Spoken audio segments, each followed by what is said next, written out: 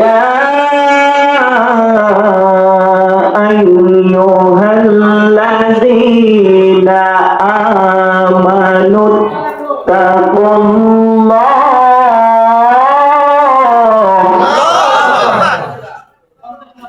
يا أيها الذين آمنوا اتقوا الله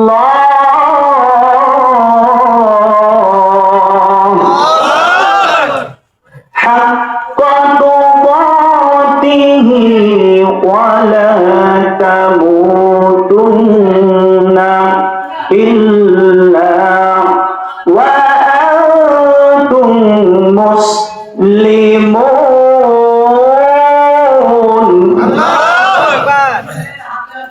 إن الله وملائكته يصلون على النبي يا أيها الذين آمنوا صلوا عليه وسلموا تسليما اللهم জবান খুলে মাওলানা মুহাম্মদ ওয়া আলা আলি সাইয়্যিদিনা হাবিবানা সিংহের বাচ্চা যদি কোমর হয় তারপরে কিসেরই বাচ্চা? সিংহেরই বাচ্চা, ঠিক কিনা বলেন? মুসলমান তো সিংহের জাত। নবীর উপরে দুরূদ পড়ো ভালোবাসা নিয়ে। আল্লাহুম্মা সাল্লি আলা মাওলানা মুহাম্মদ ওয়া আলা আলি সাইয়্যিদিনা হাবিবানা মন আমার কাদেরি প্রাণ আমার কাদেরি যেতে সোনার মাদিনায় যে মাদিনায় শুয়ে আছি যে মাদিনায় শুয়ে আছি প্রিয় নবী নিরালা আল্লাহুম্মা সাল্লি আলা সাইয়্যিদিনা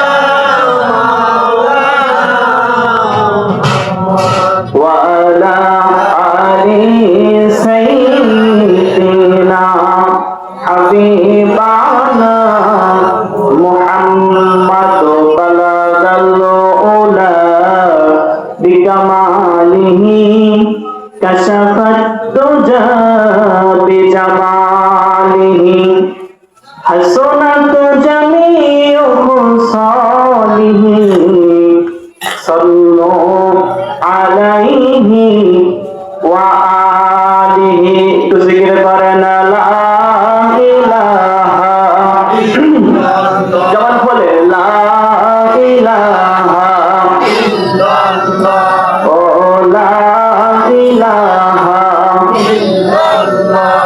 আসমান সাজাও আল্লাহ তারা দিয়া জমিন সাজাও আল্লাহ ফসল দিয়া তুমি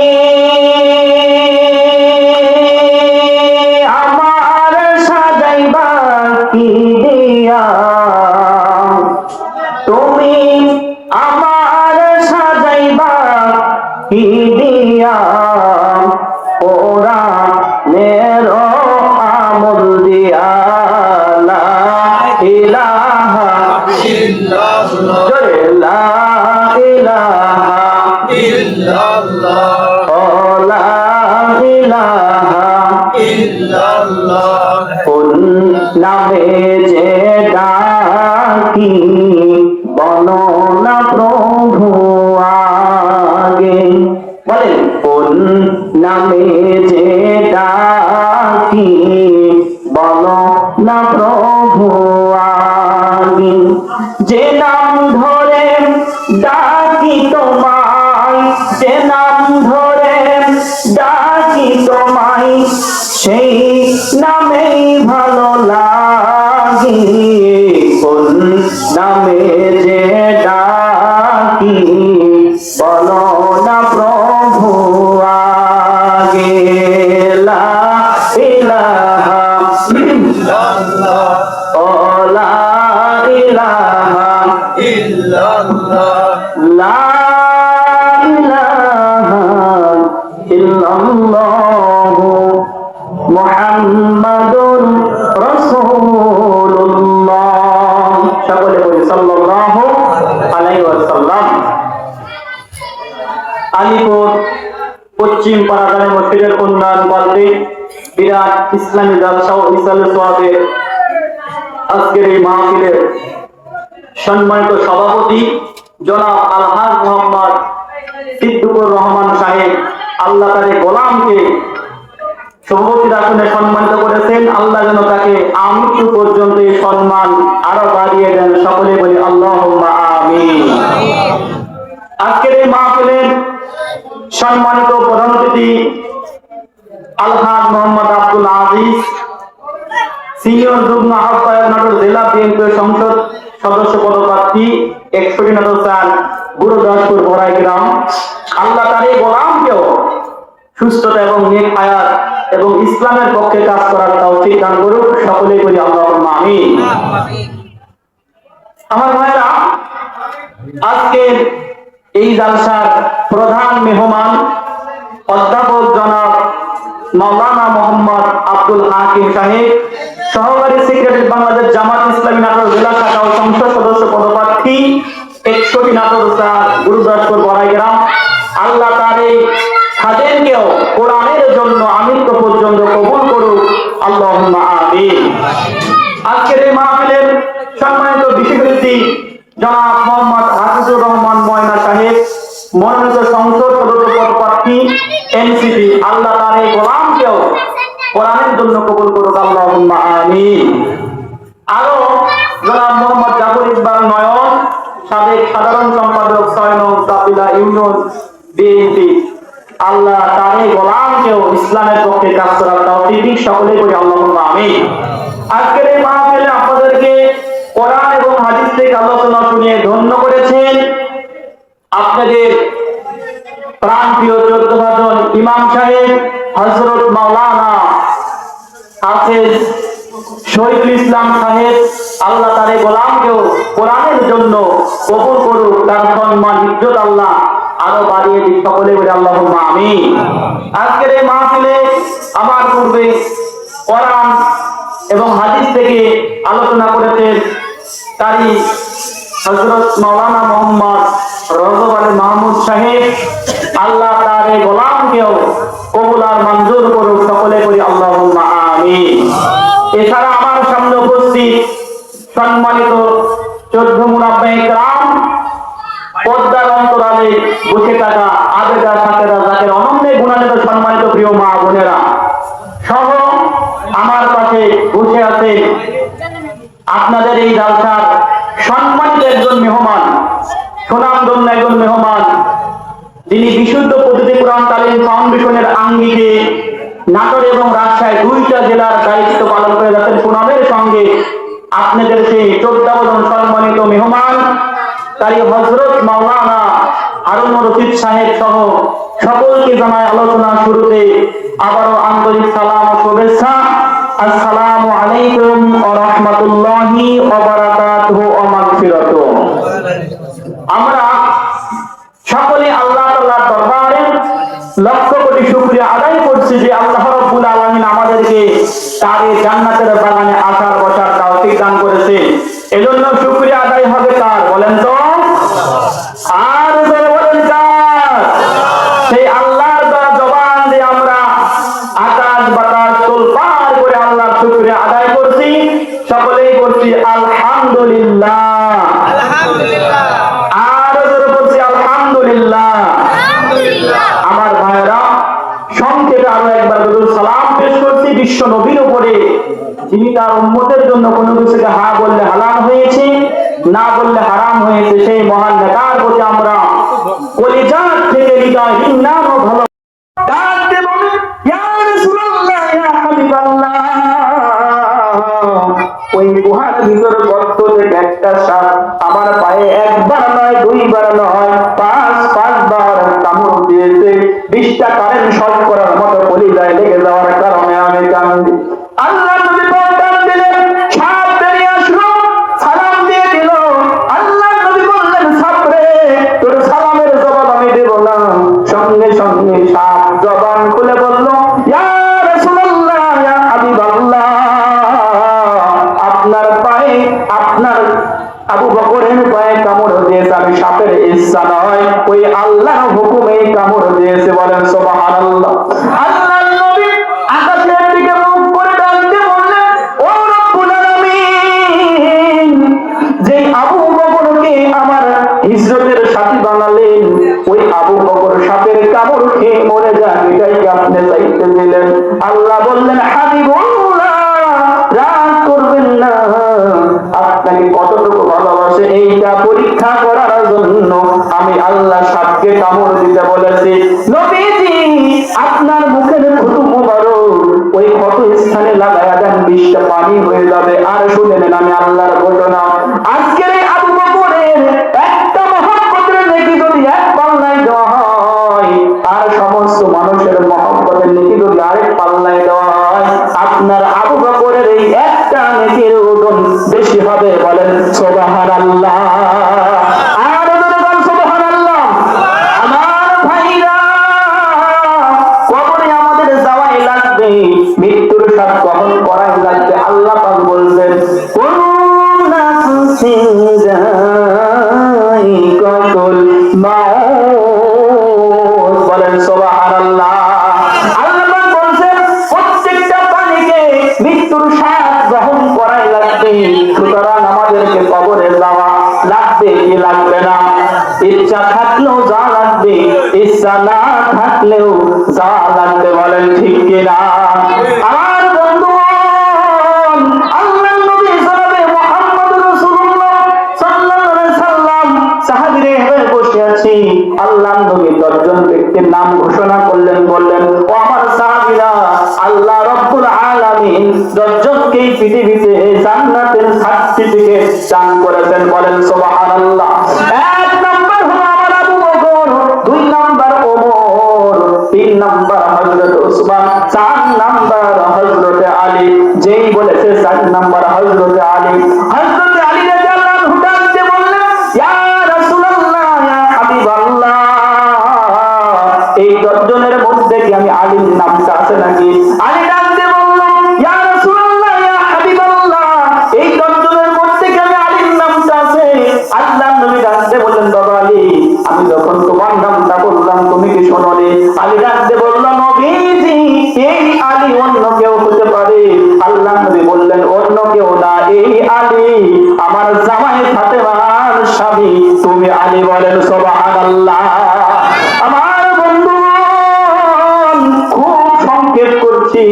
এইবার হযরত আলী ডাকতে বলল, ইয়া রাসূলুল্লাহ ইয়া হাবিবাল্লাহ, আল্লাহ যেহেতু তোমাকে জান্নাতের সার্টিফিকেট দান করেছে, আজ থেকে আমি যদি নামাজ না পড়ি, আল্লাহ কি তারপরেও আমাকে জান্নাত দেবে? আল্লাহর নবী বললেন, তুমি নামাজ না পড়লেও জান্নাতে। বলেন সুবহানাল্লাহ। আমার ভাইরা, হযরত আলী বাড়ি থেকে ডাকতে বললেন, ও প্রাণের বিবি ফাতেমা, খবরদার বিলাল যখন আযান দিবি আমাকে ডাক দিও না। ফাতেমা হাসতেছে, সারা জীবন যাকে ডাকা লাগলো না, সে আবার ডাকের প্রশ্ন কেন তুললো? এইবার ফাতেমা ডাকতে বলল, ও স্বামী, কোনদিন ডাকা লাগলো না, এই প্রশ্ন কেন আসলো? এবার হযরত আলী ডাকতে বললেন, ফাতেমা, তোমার বাবা করেছে ঘোষণা, আমি নাকি জান্নাতি, নামাজ না পড়লো জান্নাতি, আমি নামাজ পড়ব না। ফজরে যখন বেলাল আসসালাতু খায়রুম মিনান নাওম বলে আযান দিয়ে হযরত আলী বিছানায় বসে পড়লেন। ফাতেমা ডাকতে বললেন, পানির স্বামী, আপনি বললেন নামাজ পড়বেন না, তাহলে উঠলেন কেন? আলী ডাকতে বলছে, নামাজ পড়বো না, তাই বলে কি উঠা যাবে না? কিছুক্ষণ পর যখন জুব্বা আর পাগড়ি পরে রেডি হয়েছে, ফাতেমা ডাকতে বলল, স্বামী আপনি আমার বাবার কাছে ওয়াদা করেছেন নামাজ পড়বেন না, তাহলে জুব্বা পরে কোথায় যান? যখন মসজিদের দিকে চলে যাচ্ছে কাঁদতে বলছে, ফাতেমা আমি না হয় নামাজ পড়বো না, তাই বলে কি নামাজের দৃশ্য দেখা যাবে না? মসজিদে চলে গেলেন, 2 রাকাত সুন্নত নামাজ পড়লেন। সাহাবীরা ডাকতে বলল, আলী ভাই তুমি না ওয়াদা করেছো নামাজ পড়বে না, কিসের নামাজ পড়লে জানতে চাই? আলী বলল, সাহাবীরা রে আমি না হয় ফরজ করব না, তাই বলে কি 2 রাকাত সুন্নত পড়া যাবে না? আমি সুন্নত পড়েছি। যেই মাত্র হযরত বেলাল অতপমাতিন সলা বলেছে, আবু বকর ওমরকে পাঠ করে এইবার সঙ্গে সঙ্গে হযরত আলী রাদিয়াল্লাহু আনহু, হযরত আবু বকর রাদিয়াল্লাহু আনহু আর হযরত ওমর রাদিয়াল্লাহু আনহুর মাঝখানে দাঁড়িয়ে গেলেন। বলেন সুবহানাল্লাহ। আল্লাহর নবী সালাম ফিরালেন, ডাক দিয়ে বললেন, ও আমার আলী তুমি তো ওয়াদা করেছো নামাজ পড়বে না। আলী ডাক দিয়ে বলছে, ইয়া রাসূলুল্লাহ ইয়া হাবিবাল্লাহ আমি অনেক চেষ্টা করেছি নামাজ পড়বো না, কিন্তু আমি নামাজ পড়তে না চাইলে কি হবে? নামাজি আলীকে ছাড়ে না। বলেন সুবহানাল্লাহ। তাহলে আমরা ভাই এত সুন্দর মসজিদ কেন নামাজ পড়ি না? দেখেন তো, কারণ আমাদের ইমানের মধ্যে কি ধরেছে? পোকা ধরেছে, ফাটা ধরেছে, ঠিক কিনা বলেন? রঙিনের পৃথিবী ছাড়িতে হইবে, সাগরের দেহ মাটিতে খাইবে, শূন্য হবে জিন্দেগানি, তার লাগিয়া এত মায়া এত চোখের পানি রে মন, তার লাগিয়া এত মায়া এত চোখের পানি। সন্ধ্যা হলে ডুবিবে বেলা, সঙ্গ হবে ভোরেরই মেলা। বলেন ঠিক কিনা? সন্ধ্যা হলে ডুবিবে বেলা, সঙ্গ হবে ভোরেরই মেলা। কেউ বা দিবে আখেরি গোসল, কেউ বা দিবে আখেরি গোসল, কেউ বা আনবে আতর দানি, তার লাগিয়া এত মায়া এত চোখের পানি রে মন, তার লাগিয়া এত মায়া এত চোখের পানি। কত আশার বাসা তোমার, নিমেষেতেই হবে যে চুরমার। কেউ বা ডাকবে মামা বলে, কেউ বা ডাকবে মামা বলে, সারা তো দিবে না জনহনি, তার লাগিয়া এত মায়া এত চোখের পানি রে মন, তার লাগিয়া এত মায়া এত চোখের পানি। ধরে কোন ঠিক কিনা? মরা লাগবে কিনা বলেন? আমার ভাইরা মরা কিন্তু লাগবে। যদি একবার মৃত্যু হয়ে যায়, জীবন কিন্তু পরিবর্তন করার আর কোনো সুযোগ নাই। বলেন ঠিক কিনা? তাহলে মুসলমান হিসাবে নামাজ পড়া লাগবে কি লাগবে না? একজন মানুষ মুসলমান দাবি করার পরে তার 1 নাম্বার দায়িত্ব হলো 5 ওয়াক্ত সালাত আদায় করা। বলেন ঠিক কিনা? এরপরে সালাত আদায় করার পরে আপনাকে রমজান মাসের সিয়াম পালন করা লাগবে কি লাগবে না? লাগবে। সামনে রমজান মাস আসছে, দেখবে সারা বছর সুস্থ, রমজান আসলে কি হয়ে যায়? ঠিক কিনা বলেন? বানাই বললাম? বলেন তো আমার বন্ধুগণ। এরপরে যদি আপনি ধনী হন, আপনাকে কি করা লাগবে? হজ করা লাগবে, টাকা পয়সা থাকবে। আর কি করা লাগবে? যাকাত দেওয়া লাগবে। এই 5টা হলো ইসলামের মূল ভিত্তি। ঠিক কিনা বলেন? কিন্তু আমরা দেখেন নামাজ পড়ি, কিন্তু নামাজ পড়েও আমরা সেই আবার অনেকে কি করি? অন্যায় কাজ করি। অথচ আল্লাহ বলছেন, ইন্নাস সালাতা তানহা আনিল ফাহশাই ওয়াল মুনকার। বলেন সুবহানাল্লাহ।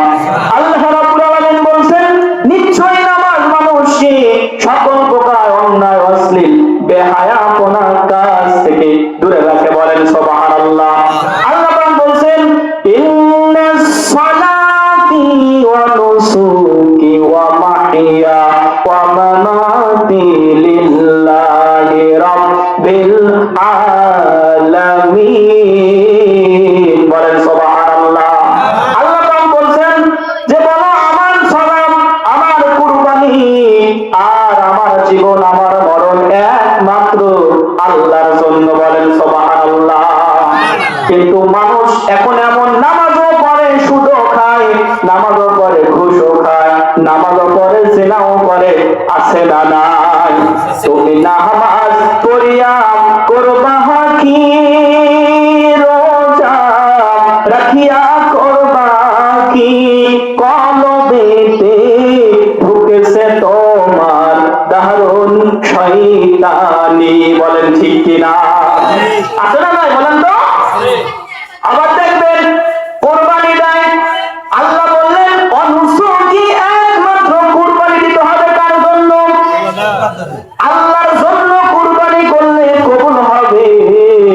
আর যদি আল্লাহর জন্য কোরবানি না করেন, কোশ্চিন কালেও কবুল হবে না। বলেন ঠিক কিনা? আরো বলেন ঠিক কিনা? মানুষ দেখানোর জন্য যদি কেউ ইবাদত করে, কোশ্চিন কালেও আল্লাহর দরবারে সেটা কবুল হবে না। এই জন্য কবি বলছেন, টুপি জুব্বা লম্বা দাড়ি নাম রাখিয়া মুসলমানি, বনের পশু জবাই করে নাম ফুটালি কোরবানি, ছিল কোরআনের বচন দিও প্রাণ প্রিয় ধন, গরু কি তোর এত আপন, সেই রক্তে তুই হইলি লাল, ঘুম দিয়া কাটালি রে মন চিরকাল। বলেন ঠিক কিনা? এক টুকরা গোস্তের লাগি কান্দে গরিব পোলাপান, বড় বড় জবাই করা ওই বিয়াই বাড়ি পাঠাও রান। ঠিক কিনা?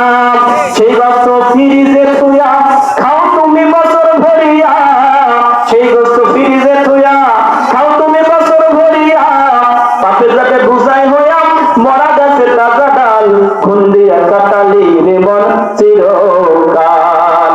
এইভাবে কি কোরবানি করলে হবে? বলেন কি হবে? করছি কেন হবে না? এই হলো নামাজ, রোজা, কোরবানি। এরপরে যাদের টাকা হজ যদি না করেন, করছেন কেন? যদি ওই টাকা দিয়ে হজ না করে মারা যান, মসজিদ যদি বানিয়ে দেওয়া হয়, তারপরও এই গুনাহ মাফ হবে না, বেকার কেটে যাচ্ছে। এই জন্য যাদের সামর্থ্য আছে, শরীরে শক্তি আছে, এখনই হজ করা লাগবে কি লাগবে না? না বুড়া হলে করবেন? এই জন্য হজ করতে হবে কি জোয়ান কালে, ঠিক না ভাই? এই যে আমার ভাই বলছে জোয়ান কালে, কিন্তু আমরা কি করি বলেন তো? অনেকে বলে হুজুর এখন নামাজ পড়বো না, বুড়া যখন হয়ে যাবো নামাজ পড়বো। কিন্তু বলেন তো, আমি যে বুড়া হয়ে মরবো তার কি কোনো গ্যারান্টি আছে নাকি? বলেন আছে? আজকে নামাজ নাই, কালাম নাই, আমরা বিভিন্ন রকম ভাবে আজকে পাপের মধ্যে লিপ্ত আছি। বিশেষ করে এই যে মোবাইলটা, এই মোবাইলটা কিন্তু খুব ভালো জিনিস না। এর উপকারের চাইতে অপকারিতা বেশি হয়েছে না কম হয়েছে? বলেন তো? এই মোবাইলের জন্য আজকে মা বাবা সন্তানের কাছে জিম্মি হয়ে গেছে। মা বোনেরা ভাবতেছে হুজুর বুঝে আমাদের ওয়াজ করবে না। মা বোনেরা যে চারটা কাজ করে আল্লাহর জান্নাতের দরজা খুলে যাবে, সেই চারটা কথা এখনই বলবো। যুবক ভাইরা চিন্তা করতেছে হুজুর নামাজের কথা বলতেছে, হুজুর বুঝে আমাদের কথা বলবে না। যুবকদের ওয়াজ কোরআন হাদিসে আছে না নাই? দেশে মোবাইল আইছে, চিঠি বন্ধ হইয়াছে, দেওয়ানা বানাইছে, পোলা মাইয়ার মনের কথা ভাসে বাতাসে। বলেন ঠিক কিনা? যুবক ভাইরা দোকান থেকে চলে আসেন, আপনার ওয়াজ শুরু করবো ইনশাআল্লাহ। বলেন দেশে মোবাইল আইছে, চিঠি বন্ধ হইয়াছে, দেওয়ানা বানাইছে, পোলা মাইয়ার মনের কথা ভাসে বাতাসে। দেখো পোলা মাইয়ার মন বাদা ফেসবুকে এখন, মোবাইলে সেটিং কইরা কাটাই সারাক্ষণ। এই মোবাইল পাইয়া দেখো মদনের মাইয়া কি কাণ্ড ঘটাইছে, স্বামীর সংসার রাইখা এখন পালাইয়া গেছে, আছে না না? আবার টিকটক আসিয়া সব গেল ভাসিয়া, কত সর নায়ক হইছে আইডি খুলিয়া।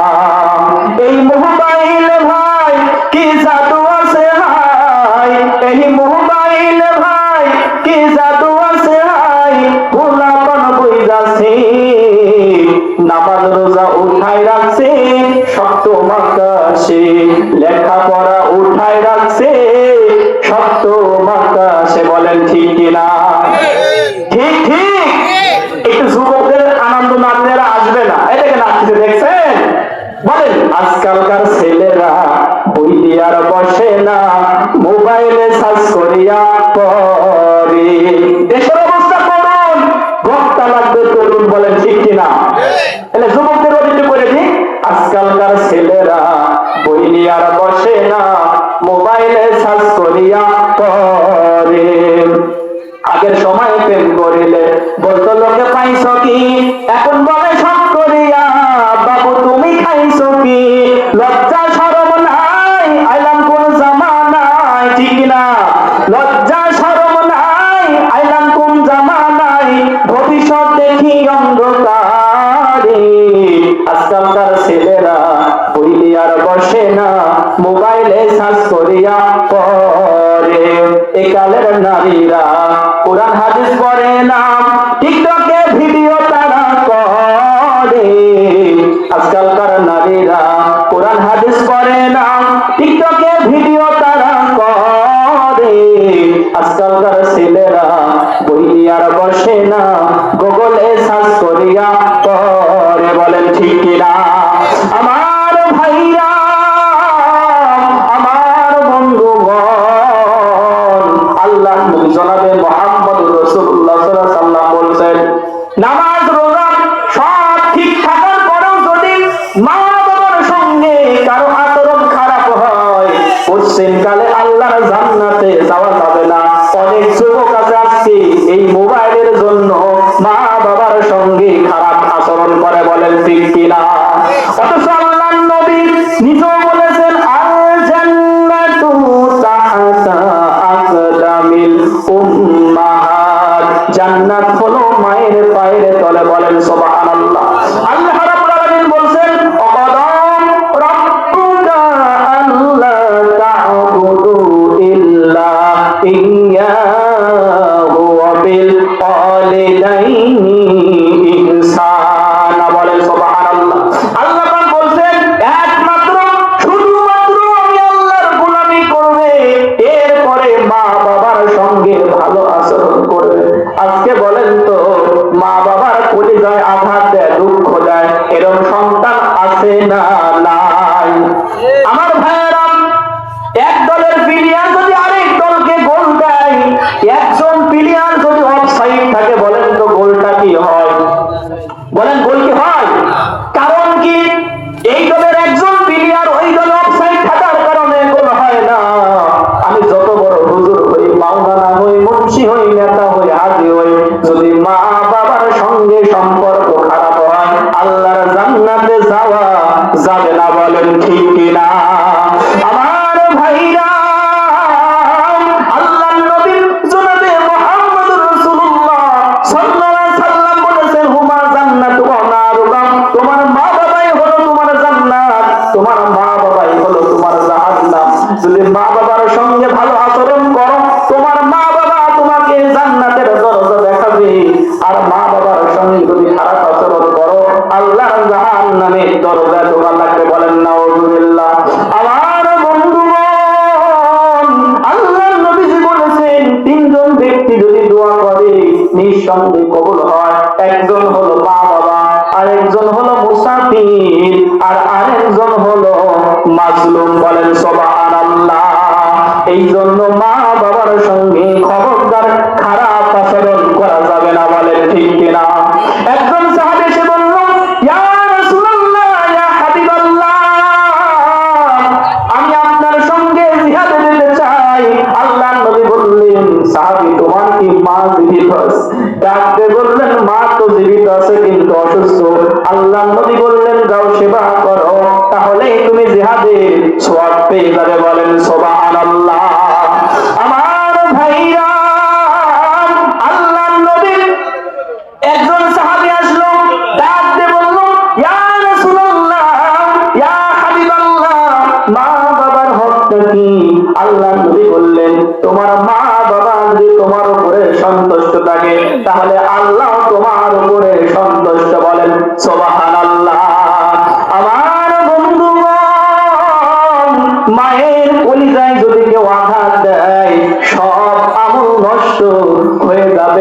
জীবনে সুখ শান্তি থাকবে না, পদ দলিত লাঞ্ছিত হওয়া লাগবে পদে পদে। বলেন ঠিক কিনা?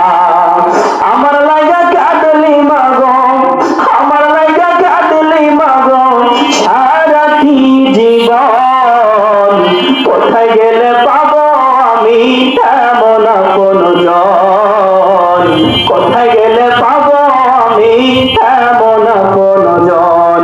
কত রাত ঘুমাওনি মা গর্বে যখন আমি, কত কষ্ট সইছো মাগো জানে অন্তর্যামী, যে আমার মুখের পানে চোরাইতে দুই নয়ন, কোথায় গেলে পাবো আমি তেমন কোন জন, কোথায় গেলে পাবো আমি তেমন কোন জন। আমার বন্ধুগণ, নামাজ পড়ে সারানোর লাভ হবে না, মা বাবা যদি অসন্তুষ্ট দেয়। আমার ভাইরা,